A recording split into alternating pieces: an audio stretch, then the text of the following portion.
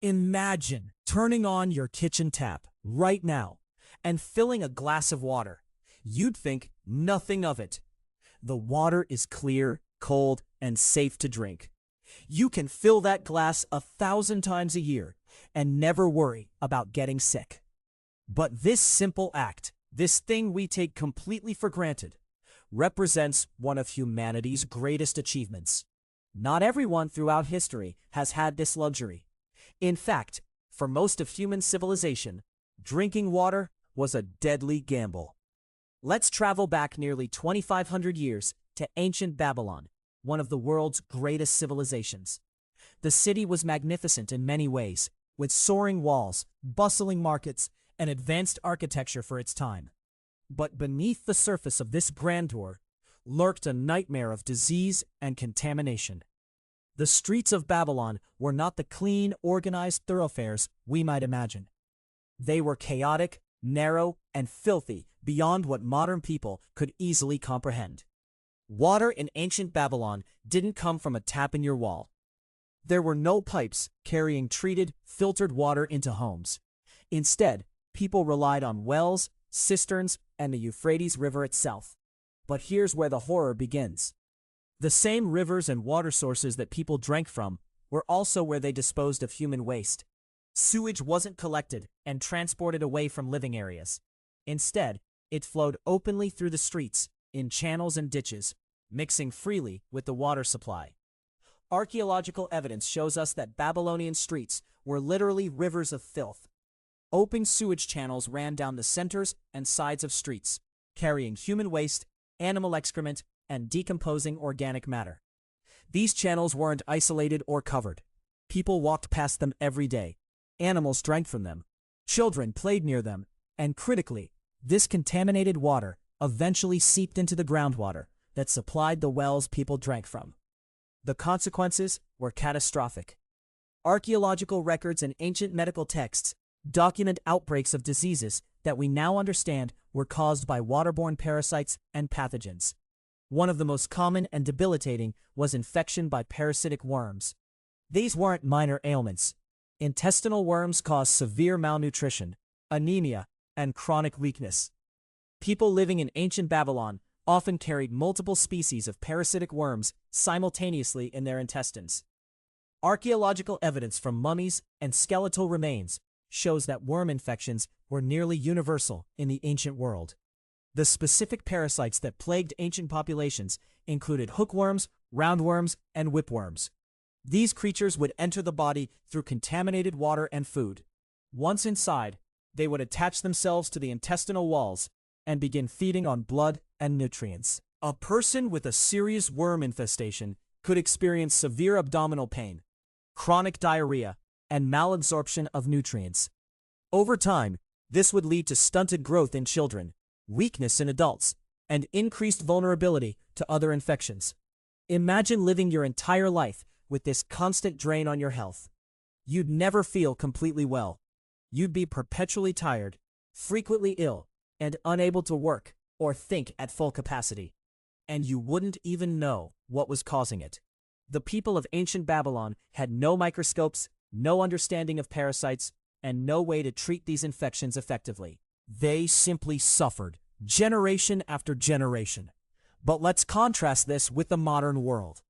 Today, when you turn on that tap in your kitchen, that water has been on an incredible journey of purification and testing. Modern water treatment begins at the source, where water is collected from rivers, lakes, or underground aquifers. This raw water is transported to treatment facilities, massive industrial plants designed specifically to remove every conceivable contaminant. The first step is often sedimentation, where water sits in large basins and heavy particles sink to the bottom. Then comes coagulation and flocculation, where chemicals are added to make tiny particles clump together so they can be removed. Next is filtration through sand, gravel, and sometimes activated charcoal, which traps bacteria, protozoa, and other microscopic contaminants. But the real magic happens in the final stage, disinfection, usually through chlorination or ultraviolet light, which kills any remaining pathogens. But the process doesn't end at the treatment plant. Once the water leaves the facility, It travels through an extensive network of underground pipes buried deep beneath streets and buildings. These pipes are maintained, inspected, and upgraded regularly. They're designed to prevent contamination from leaking in and to keep the water at the proper temperature and pressure. The entire system is monitored constantly by trained technicians who test the water multiple times every single day. When that water reaches your home, it enters through a meter that measures consumption, and then it branches into hot and cold lines serving your kitchen, bathrooms, and laundry. The pipes in your home are typically made of copper, PVC, or other materials that don't leach harmful substances into the water. And before that water ever reaches your lips, it's been tested for over 100 different potential contaminants. Modern water testing labs are equipped with sophisticated equipment that ancient Babylonians couldn't have imagined. Scientists use mass spectrometry, chromatography, and electron microscopy to detect everything from bacterial pathogens to chemical residues at concentrations measured in parts per billion. That's like finding a single drop of water in an Olympic swimming pool. The standards are extraordinarily strict. If even tiny amounts of certain contaminants are detected, the water is held from distribution until the problem is fixed. The result of all this effort is water so pure and safe that we literally take it for granted. You might have liked this video if you're realizing just how miraculous modern water really is, and I genuinely appreciate that. But let's continue exploring just how dramatic this difference really is. Consider the numbers. Disease and parasitic infections were so common that they shaped population demographics. Archaeological evidence suggests that life expectancy at birth was perhaps 30 to 35 years, but much of that was driven down by high infant mortality. If you survived childhood, you might live into your 50s or 60s. But those decades were often spent weakened by chronic infections that sapped your strength and energy. Today, waterborne diseases are virtually non-existent in developed nations with modern water treatment. Diseases like cholera, typhoid fever, and dysentery, which killed millions throughout history, are now rare curiosities. The improvement in public health from clean water alone accounts for more increase in life expectancy than virtually any other single factor in modern medicine. A child born in a developed country today has a life expectancy of nearly 80 years, and they'll spend those years free from the burden of parasitic infections. The difference in daily life is almost incomprehensible. An ancient Babylonian person would spend significant time and energy just obtaining water, and even then, that water was likely contaminated. You might carry water from the river in large clay vessels, a heavy and time-consuming task. You'd share these vessels with family members, spreading infection from person to person. You might boil some water, though this was uncertain and fuel-intensive, so most water was consumed unboiled. Today, you simply turn a handle. The water comes immediately at whatever temperature you want. You can drink directly from the tap without any concern whatsoever. You can fill a glass and leave it sitting for days without it becoming unsafe. You can use water for cooking, cleaning, bathing, and endless other purposes without any fear of disease. This convenience is so complete that we don't even think about it. It's as natural and expected as breathing air. But the story goes deeper than just safety and convenience. Modern water treatment represents a fundamental shift in human civilization. When cities first began to grow in the ancient world, they faced an immediate problem. Concentrating large numbers of people in a small area meant concentrating waste products. Sewage that had been dispersed across the countryside became a concentrated source of contamination. Cities that couldn't solve the sewage problem didn't survive. London, for instance, became almost uninhabitable during the medieval period due to horrific sanitation. The Great Stink of 1857 finally forced the British government to build modern sewage systems. The relationship between clean water and functioning civilization became clear only slowly, through centuries of suffering.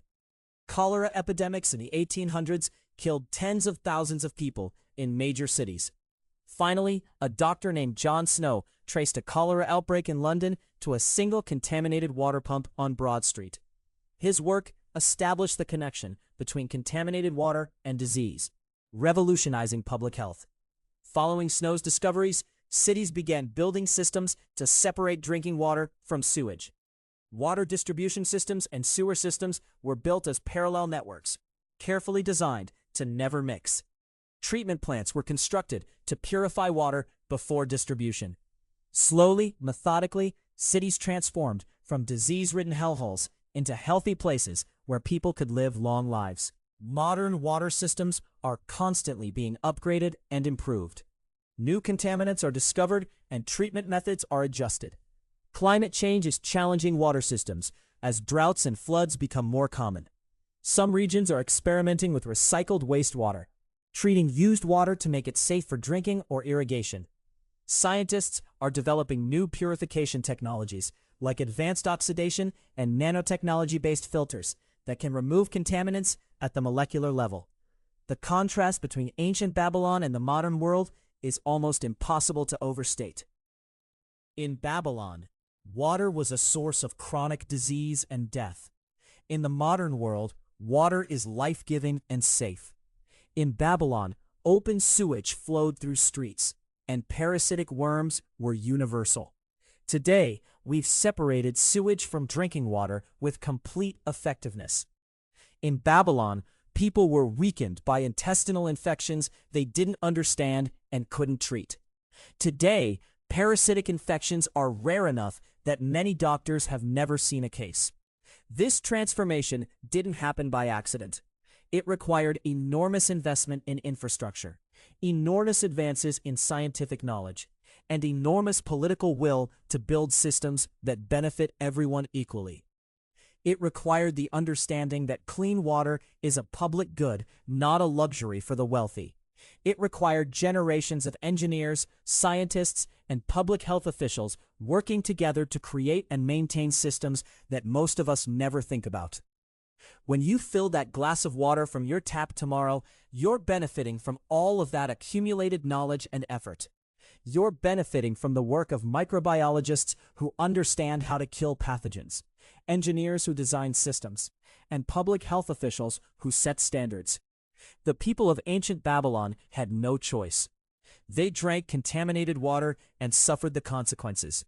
They lived with parasitic infections that weakened them and shortened their lives. They had no understanding of why their children died so frequently, why they were so often sick, why they never felt completely well. They simply endured. But you have a choice. You can recognize the extraordinary achievement represented by modern water systems. You can understand that the clean water flowing from your tap is not inevitable or automatic. It's the result of conscious choices made by society to invest in public health. And you can be grateful for that, and perhaps even work to protect and improve those systems. Modern tap water represents the victory of science, engineering, and public health over disease and suffering.